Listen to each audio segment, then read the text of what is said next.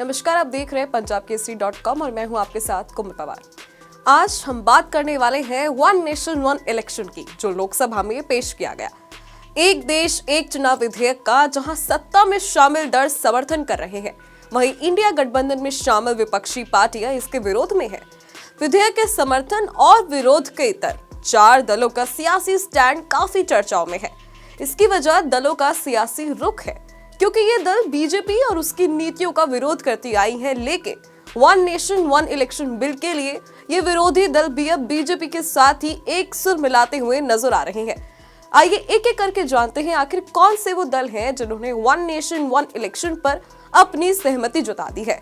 सबसे पहले बात जगन मोहन रेड्डी की पार्टी वाईएसआर की। वाईएसआर ने क्यों दिया समर्थन? जगन मोहन रेड्डी की पार्टी वाईएसआर कांग्रेस भी वन नेशन वन इलेक्शन के समर्थन में है। पार्टी इस विधेयक को पहले ही राष्ट्रहित में बता चुकी है। वाईएसआर आंध्र की सियासत में सक्रिय है और एनडीए के विरोध की राजनीति कर रही है। आंध्र में बीजेपी, टीडीपी और जनसेना पार्टी की सरकार है। ऐसे में सवाल उठ रहा है कि आखिर जगन मोहन रेड्डी की पार्टी इसके समर्थन में क्यों है।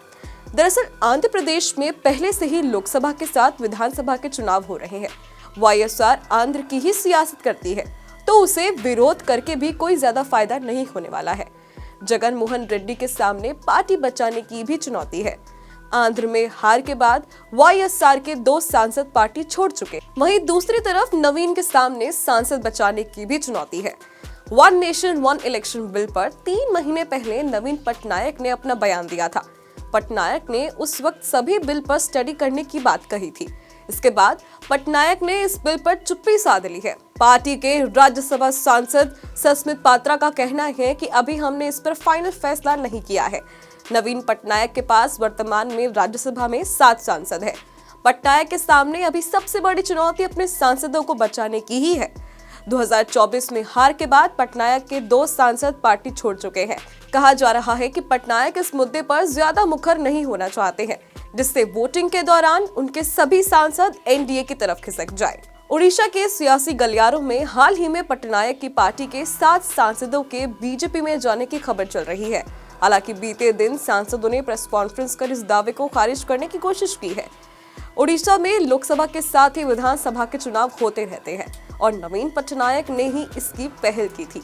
ऐसे में पटनायक खुलकर इसका विरोध भी नहीं कर सकते हैं। मायावती के समर्थन देने की वजह क्या है? मायावती की party BSP UP, MP, Rajasthan और पंजाब की सियासत में एक्टिव है। मायावती की पार्टी बीएसपी सभी राज्यों में बीजेपी के विरोध में ही चुनाव लड़ती रही है। इसके बावजूद मायावती ने one nation one election bill का समर्थन कर दिया है। मायावती ने बयान जारी कर कहा है कि ये बिल गरीब और मजलूमों के हित में है। मायावती का कहना है कि बिल के आने से चुनाव का खर्चा कम होगा और ये बीएसपी के भी हित में है। मायावती ने 3 बड़ी वजहों से बिल का समर्थन किया है। पहली वजह चुनावी चंदा है। मायावती का कहना है कि उनकी पार्टी को उद्योगपतियों से चंदा नहीं मिलता है, जिसकी वजह से अलग अलग चुनाव लड़ने में मुश्किल आती है। मायावती ने समर्थन का पत्र जारी करते हुए कहा है कि चुनाव एक साथ होने से पार्टी पर बोझ कम होगा। बिल के समर्थन की दूसरी वजह क्रेडिट की लड़ाई है। 2007 में जब ये मामला उठा था, तब मायावती ने सबसे पहले इसका समर्थन किया था। ऐसे में मायावती इसका विरोध कर क्रेडिट की लड़ाई में पीछे नहीं रहना चाहती है। वन नेशन वन इलेक्शन के समर्थन की तीसरी वजह मायावती के पास खोने के लिए कुछ भी नहीं है।